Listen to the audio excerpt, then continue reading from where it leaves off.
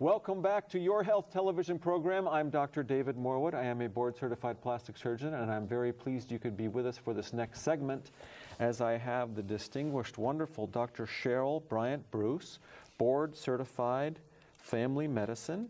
You're right here in beautiful Carmel. Dr. Cheryl Bryantbruce, thank you very much for being here. Thank you for having me. I'm excited. Dr. Bruce, I want to know, you're relatively new in town. You've been here how long? I have been in the area for just about a year now. I came last March. Okay, welcome. Thank you. Now tell us, where did you grow up? I grew up all over the world. I'm a military brat. My father was in the Air Force, so I grew up mostly in Europe and Southeast Asia. Europe and Southeast Asia. Well, yes. Wonderful. Mm-hmm. And you're back in North America. Where did you train? What's a summary of your training? I did my medical school training at Tufts in Boston, up there in cold country. New England. Boston baked beans. Okay, perfect. Well, I'm a New England boy myself, as you may know. Absolutely. So you went to medical school at Tufts. That's a very, yes. very excellent medical school. And you did your training where? Well, the Army put me through medical school. So I did my internship at Fort Bragg in North Carolina with the Army. And oh, so you were or are an Army doctor? I was an Army doctor for 5 years. Excellent. As a matter of fact, I did a stint during Saudi up at Fort Campbell. And, oh, you did? Largely ran the installation up there. And then after that, I returned and went to a residency at Morehouse in Atlanta. Oh, excellent. Well, very good. And you are board certified? I am. I'm board certified in family medicine. I love hearing that. Excellent. So, Dr. Bryantbruce, our topic today, I know we could talk about 100 things. I know you're an expert in many different areas. But let me give an introduction. So, typically, doctors, surgeons, and medical doctors, we like fixing things. Right. We like trying to cure things. We like treating things. But there's another whole aspect, there's another whole idea that we can prevent illness, and we can prevent sickness, and we can stay healthy. Now, isn't that right? Right. So tell me more about this idea about wellness and prevention. I think that's one of your areas of interest, isn't it? Absolutely, absolutely. I like to call it wellness management. And the adage is an ounce of prevention is worth a pound of cure. And we wholeheartedly believe in that. And that prevention should actually start from the day that you're born. And what I mean by that is that the way to prevent disease, and disease is largely coming from an inflammatory process in the body, and the way to prevent that is by adequately nourishing the body and promoting the types of activities that will nourish the body, not just in terms of the food that we put in, but increasing the oxygen content, increasing our muscle tone, increasing our blood flow throughout our body. And the way we do that is through fitness, and that means moving our body. So we need to nourish the body with good food, and then we need to keep fit. Okay, Dr. Bryantbruce, nowadays you can barely turn on the television or listen to the radio or pick up a magazine without seeing something about the epidemic of obesity in this country. And apparently now it's even starting to affect adolescents and children, pre-adolescents. It seems that even children now across the country are showing signs of being overweight, not only in North America, but in other parts of the world. And I'll tell you why that's problematic, David. When we look at obesity, and we look at high cholesterol, and we look at diabetes, high blood pressure, we start laying down the pathway for that as children, even infants. You know, nowadays we're seeing 4-year-olds that are morbidly obese. The problem with that is they're increasing fat cells in the body, they're laying down cholesterol in the arteries at a tremendously young age. We're seeing an increasing rate of childhood diabetes. We're seeing an increasing rate of childhood hypertension. The problem with that is that the longer people have these disorders, the longer they have for those things to wreak havoc on the body. So we're seeing an increase in things like dialysis, kidneys destroyed, and people on dialysis machines waiting for new kidneys. We're seeing an increase in strokes and heart attacks at very early ages, and we're seeing an increase in just all of the ravages of diabetes. And obesity is our #1 public health epidemic right now. Well, Dr. Bryantbruce, I know that's probably a very complex subject. We could talk about this for hours. But are there some reasons, or are there explanations why children now would be becoming so overweight? Is it activity? Is it diet? Are there other high sugar things in supplements? Is it a combination? Is it genetic? Right. Does it run in families? What can we say about some of the reasons that might explain childhood obesity? It's a combination of all of those things. Genetics is kind of the one thing that we can't do anything about. You're born with the set of genes that you come with, and there are some ethnic communities that have a higher propensity to have that genetic risk, including African Americans, Native American Indians, East Indians, the Latinos. There are ethnic groups that do have that higher propensity. But in general, there are still things that we can do even if we have a genetic component.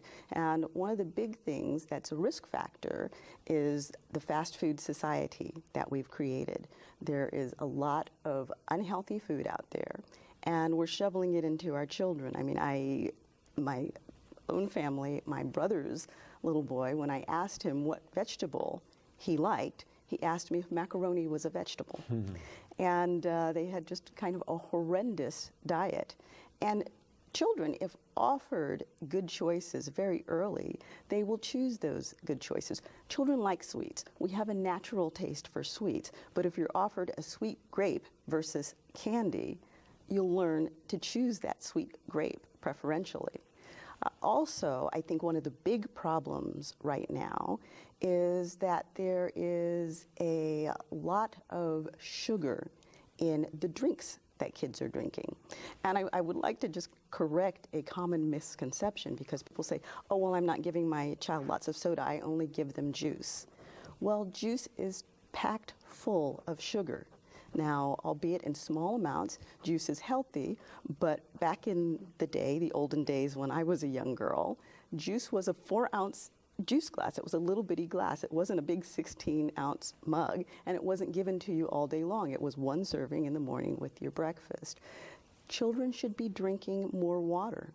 And if they don't like the taste of water, then you can put a splash of juice in for flavoring, keeping in mind that that needs to stretch out across the day. So we're talking just a splash each time you give that child some water. Got it. Okay. Well, Dr. Bryantbruce, let's change gears a little bit.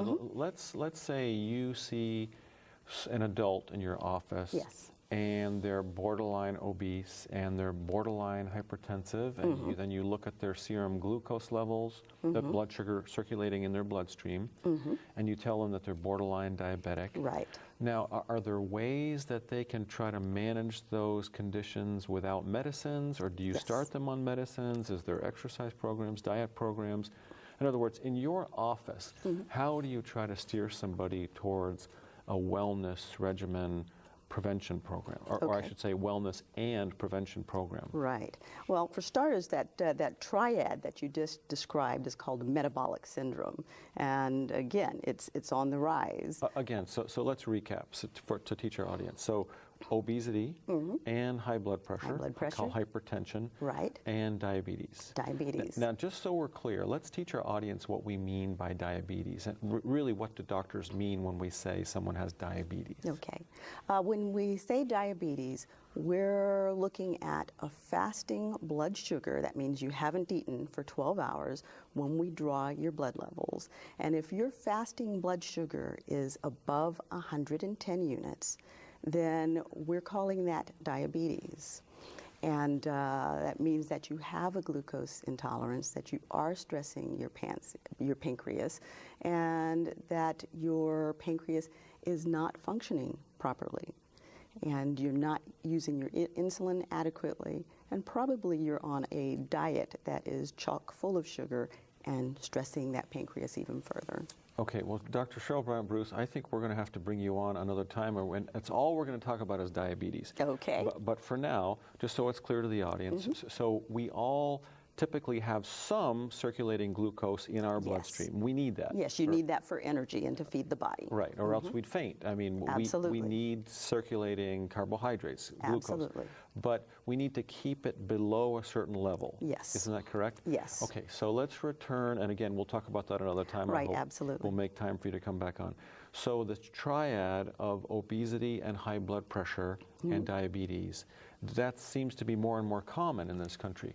It's more and more common, and the thing that we do in our office, when someone comes in with that triad, as opposed to pushing a pill at them immediately, we start out with our core program being based in nutrition and fitness.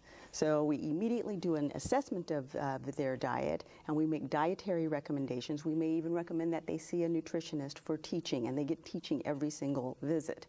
We also set them up on an exercise program, and we encourage them in that exercise program. I was out on the beach walking and running with a patient just this morning. So we put our money where our mouth is. But those two things are really core to dealing with diabetes, obesity, high blood pressure, all of those things.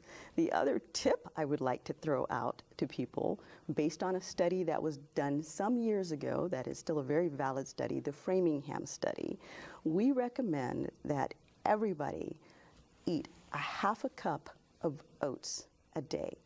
Now, if you don't like oatmeal because it's mushy or whatever, you can sprinkle those oats over your vegetables. You can mix them in your meatloaf. But just eating a half a cup of oats a day was shown to reduce the cholesterol and to stabilize the blood sugar across the board in an entire town. Excellent. So it sounds like I'm going to restart. I love oatmeal, so it sounds like I'm going to go back to having oatmeal in the morning. So, and that's, we have good science to back that up. We have great science. The Framingham study was one of the best studies that we have on record. Excellent. Well, Dr. Cheryl Bryantbruce, what about the person who comes in and they have some obesity and mild high blood pressure and mild borderline diabetes? Yes. You may have heard this 1,000 times. But they say they've been eating a certain way for 40 or 50 years, and they don't really like to exercise, and they have some certain foods. A lot of people just find that it's easier to take some pills and continue to do what they've been doing for 30 or 40 or 50 years. Isn't that true?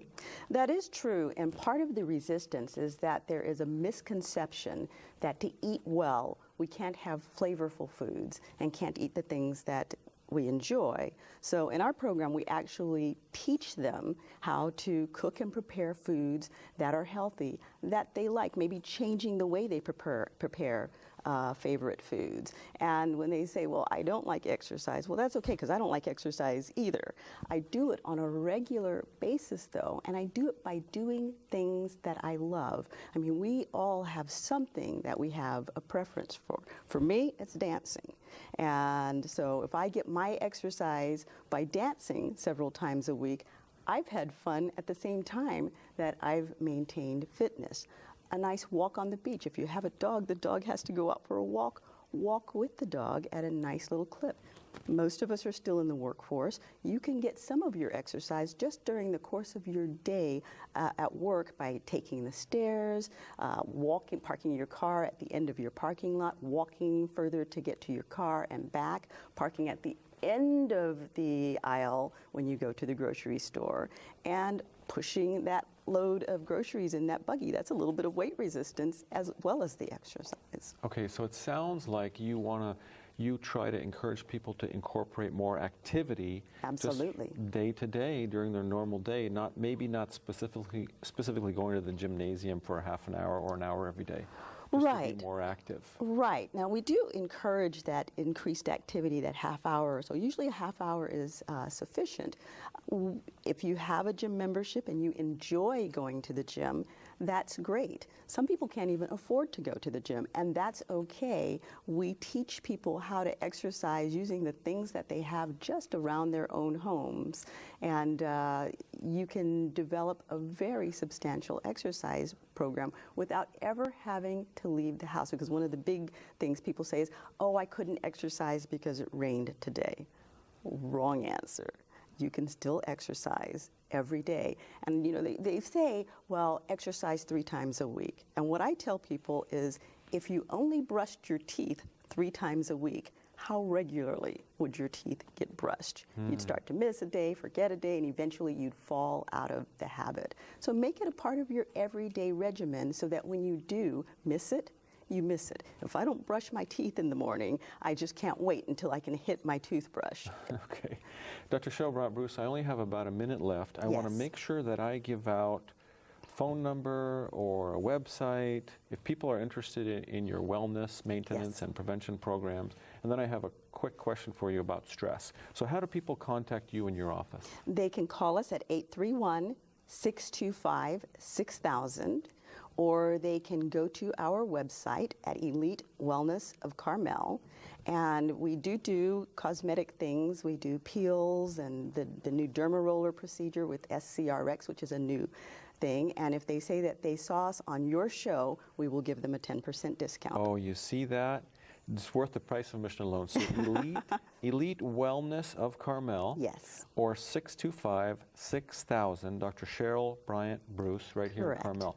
Dr. Bruce, I only have a few seconds. Now, one quick question about stress. It seems that some people almost thrive on challenges and problems, and it would seem that they almost enjoy stress. Yes. And other people, being stressed seems to cause disease.